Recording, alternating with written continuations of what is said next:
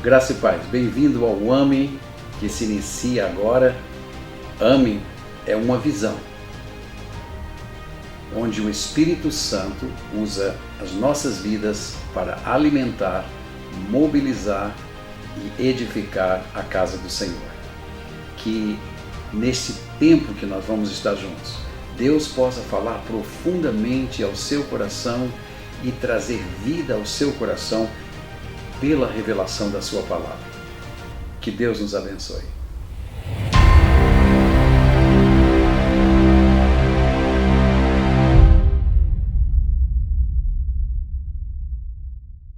Graça e paz, meus amados irmãos em Cristo, louvado seja o nome do Senhor, por mais uma oportunidade de estarmos juntos neste AME, trazendo a revelação da palavra de Deus. Hoje nós vamos estar refletindo no capítulo 6, versículos de 1 a 10 do livro de Gálatas, e colocamos para nossa reflexão o tema de uma igreja viva.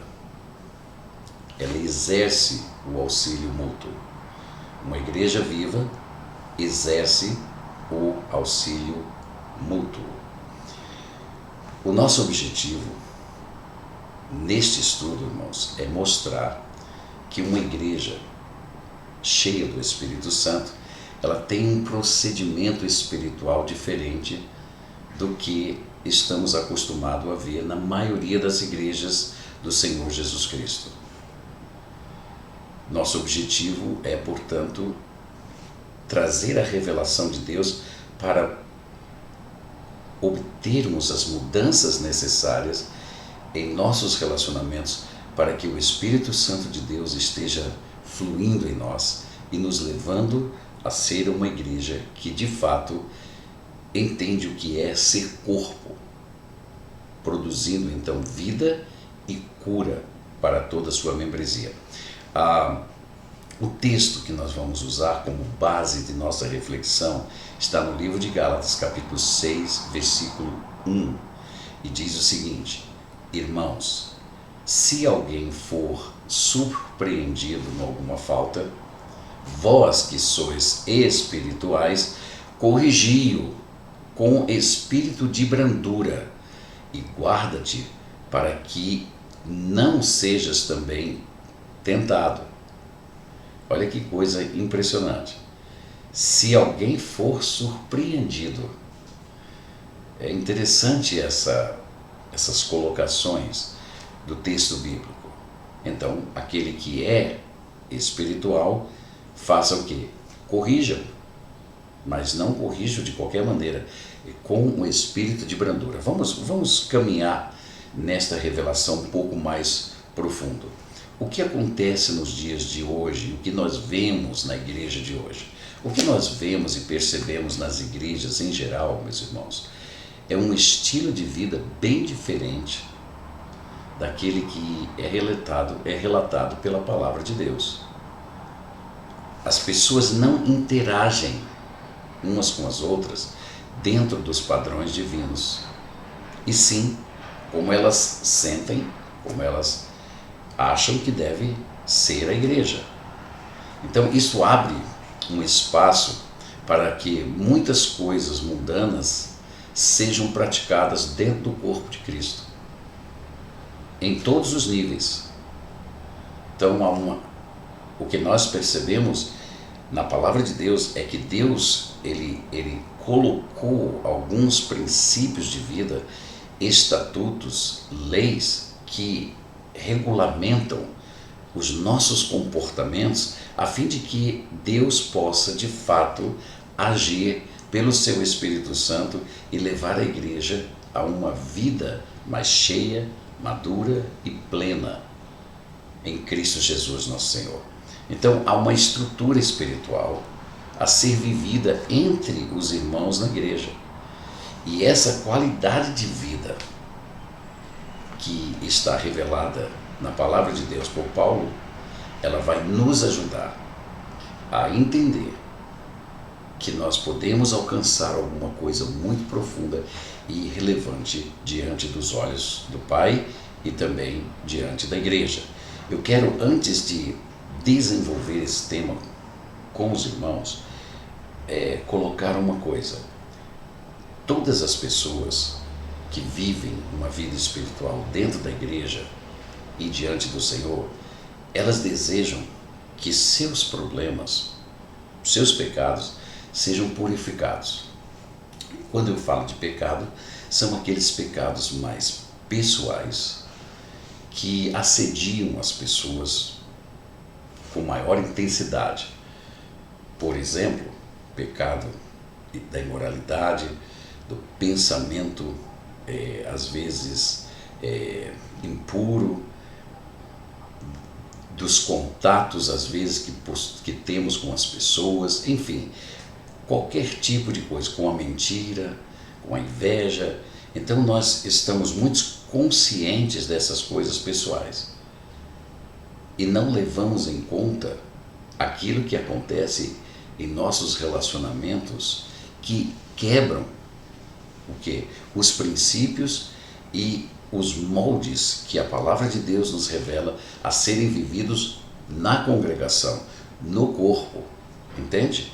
Então o que acontece? Quando nós não cuidamos dessas estruturas para que elas possam produzir o ambiente necessário para a atuação do Espírito Santo, nossos pecados pessoais ficam comprometidos e nós não vemos o que? Mudanças pessoais em nós.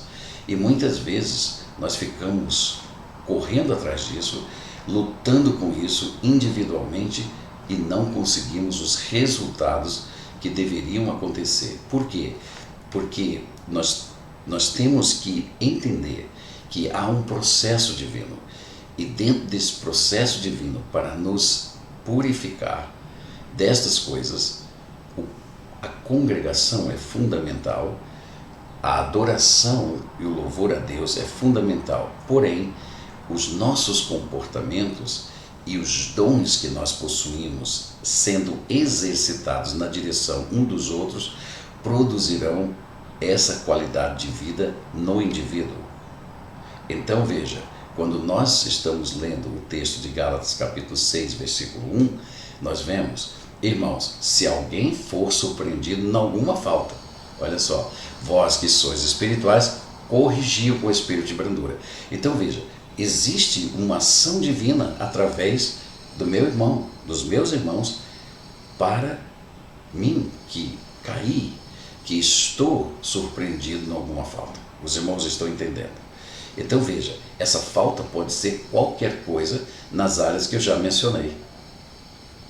Mas para eu ser curado disso, eu ser perdoado e liberto disto, eu vou ter que receber a intervenção de outros que são espiritualmente mais fortes, para que eu possa receber libertação e também possa receber a minha cura pessoal.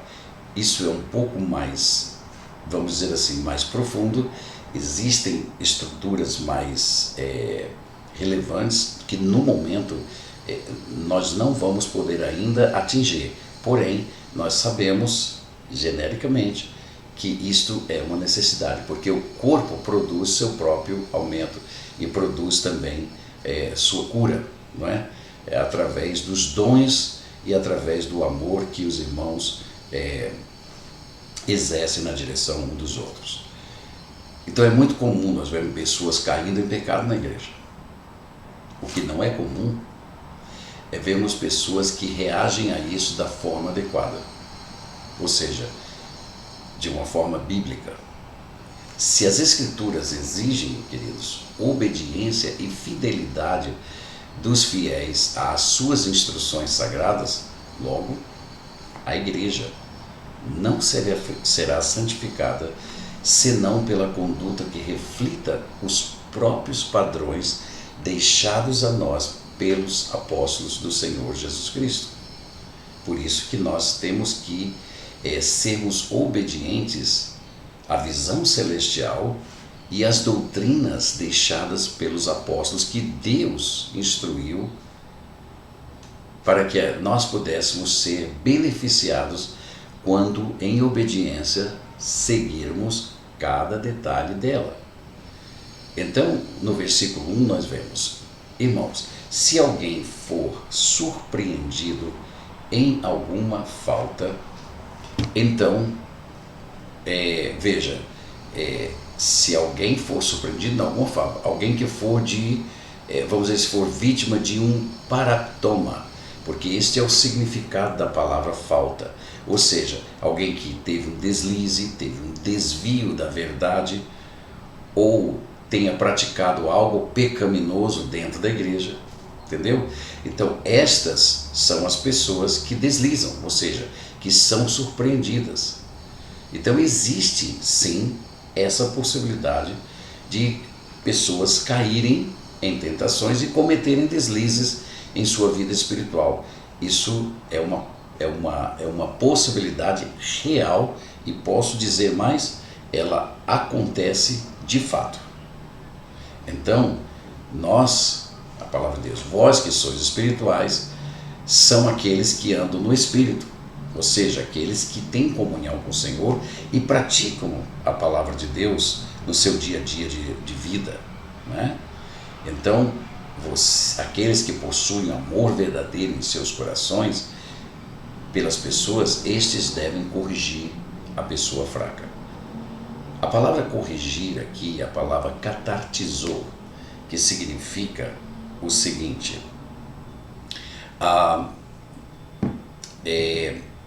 preparar, examinar, completar, ou seja, emendar o que estava quebrado ou rachado. Então, eu agora estou trabalhando com o sentido da palavra no seu original.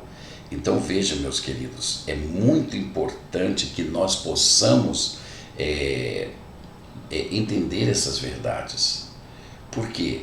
Porque quando nós não atentamos para a palavra de Deus, não atentamos para o que ela está nos revelando, nós não vamos conseguir os resultados.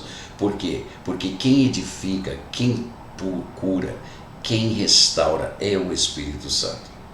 Então, o Espírito Santo faz isto através de quem? Dos seus filhos, ou seja, através do nosso corpo. Por isso que a Bíblia chama isto de dom espiritual. Então veja, não é somente você estar lidando com o problema, mas você está lidando com um espírito de brandura, ou seja, de forma meiga. Muitas vezes nós vemos pessoas querendo corrigir e chamam até isso de disciplina, levando pessoas a serem condenadas praticamente, apontando o dedo, levando essas pessoas a se sentirem diminuídas, pequenas. Então veja, não é assim que a Bíblia está dizendo. Ela diz com espírito de brandura, de forma meiga, de forma suave. E ainda diz, guarda-te para que vocês não sejam também tentados. Então veja, não somente existe a possibilidade de uma pessoa cair, mas também existe a possibilidade de eu mesmo cair, você mesmo cair. Então, o que deveria ser, irmãos, o que deveria uma igreja viva realizar? Como que uma igreja viva no Senhor Jesus Cristo poderia viver essa dimensão de verdade e levar de fato as cargas uns dos outros? Uma advertência severa no versículo 7, eu quero ler para você aqui. A Bíblia diz o seguinte: não vos enganeis, de Deus não se zomba, pois aquilo que o homem semear, isso também ceifará. Então veja, de Deus não se zomba, pois aquilo que o homem semear, isso também ele vai semear, ou vai ceifar. Por quê? A palavra de Deus nos mostra e nos revela o porquê disto. Porque o que semeia para a sua própria carne, da carne colherá corrupção, mas o que semeia para o Espírito, do Espírito colherá vida eterna. Então há duas possibilidades: ou eu semeio para a minha carne, ou eu semeio para o Espírito. Então veja, quando eu semeio para o Espírito, eu começo a exercer aquilo que a palavra de Deus está me revelando. Quando eu olho para uma pessoa que caiu, eu vejo uma pessoa que está dominada pelo pecado. Eu não posso olhar de forma diferente. Então agora, quando eu semeio para o Espírito, o que eu faço? Eu vivo a vida que a palavra de Deus me ensina. Então, ela diz o seguinte, que nós devemos, não é, ir e suportar aquele irmão que está vivendo. Eu tenho que levar a carga uns dos outros. E assim nós estamos cumprindo a lei de Cristo. Porque Cristo vai estabelecer o quê? O poder dele, vai estabelecer o amor dele, estabelecer a pessoa dentro dos padrões que Deus se agrada. Então, a minha participação e a sua participação nisto é quando nós plantamos para o Espírito. Nós estamos em comunhão, nós estamos vivendo aquilo e dizendo as palavras que o Espírito Santo coloca em nossas bocas. Então, quando nós falamos com as pessoas, nós estamos também transferindo o Espírito de Deus para o Espírito que está na outra pessoa. O Espírito Santo que vai com aquelas palavras fazer o quê? Levar a efeito aquilo que nós estamos fazendo, o amor que estamos colocando. E meus irmãos, a maioria das pessoas não entendem essa verdade. Então se acham espirituais. Quando uma pessoa se acha tão espiritual ao ponto de ficar apontando os defeitos dos outros, sem qualquer tipo de sentimento de amor, de carinho, de, vamos dizer assim, de benevolência pela pessoa, então, meu querido, pode ter certeza que ele não está partindo do Espírito, ele está partindo da carne, utilizando a própria lei para dizer que aquela pessoa está errada. Então, corrige você, faça alguma coisa, porque se você não fizer isso, não vai acontecer nada, você está fora de Deus, você não está dentro dos planos de Deus e tua vida vai de mal a pior. Isso não é plantar para o Espírito. E é isso que a palavra de Deus diz, que nós devemos levar as cargas. Sabe o que significa, irmãos? Nós precisamos ter amor, nós precisamos gastar tempo com a pessoa, nós precisamos entender o que está por trás de tudo isso, nós precisamos discernir o espírito que tem tentado essa pessoa e tem levado essa pessoa a cair e ofender a Deus e ofender as pessoas que estão ao seu lado. No versículo 3 diz, porque se alguém julga ser alguma coisa não sendo nada, a si mesmo se engana. Para que nós possamos alcançar este patamar de podermos estar de fato vivendo o amor de Deus e suportando uns aos outros, como a palavra de Deus nos adverte e nos ensina, ela traz esta visão espiritual para nós nesse momento. E ele diz assim, mas prove cada um o seu labor, e então terá motivo de gloriar-se unicamente em si e não no outro. Porque isto é um grande problema que nós enfrentamos, meus irmãos, é que as pessoas querem se parecer espiritual colocando as falhas dos outros. Então você gloria-se na sua espiritualidade pela fraqueza do irmão. Isso não é bom e não é agradável aos olhos de Deus. Porque cada um tem que se gloriar em sua própria obra e não no do outro. Por quê? Porque cada um levará o seu próprio fardo. Então, irmãos, nós temos que perceber que uma igreja viva, uma igreja que está cheia do Espírito Santo, ela vive cada detalhe desses. E então a palavra do Senhor nos diz, mas aquele que está sendo instruído na palavra, Veja bem, você não está sendo instruído na palavra? Então, você não somente está sendo instruído pelo Espírito Santo, mas também o Espírito Santo agindo naquela vida da pessoa que está lhe instruindo. Ele diz, a palavra nos diz que nós devemos fazer participante de todas as coisas boas aquele que o instrui. Então, essa vida de amor, de comunhão uns com os outros, ela expressa o quê? Uma igreja espiritual, uma igreja viva. Porque a palavra do Senhor diz que aquele que semeia para a sua própria carne colherá a corrupção, mas o que semeia para o Espírito, do Espírito, colherá a vida eterna. Então, o versículo 9 conclui essa visão de uma igreja viva, uma igreja que está realmente, de fato, no Senhor. Uma igreja que quer realmente chegar à estatura de Cristo, de varonilidade perfeita. O versículo 9 diz assim: e não nos cansemos de fazer o bem, porque a seu tempo ceifaremos, se não desfalecermos. Por isso, enquanto tivermos oportunidade, façamos o bem a todos, mas principalmente aos da família da fé. Meus irmãos em Cristo, vamos ser esta igreja viva. Quando você ver um irmão caindo em alguma falta, ao invés de você apontar o dedo, que você ofereça o seu ombro. Ao invés de você julgar, você deve discernir o que prende o teu irmão.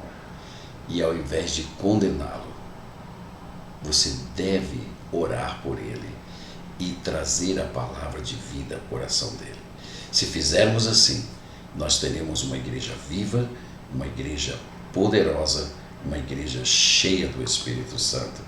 É uma igreja que, com certeza, viverá dias de muita glória, unção e muita cura espiritual. Que Deus os abençoe.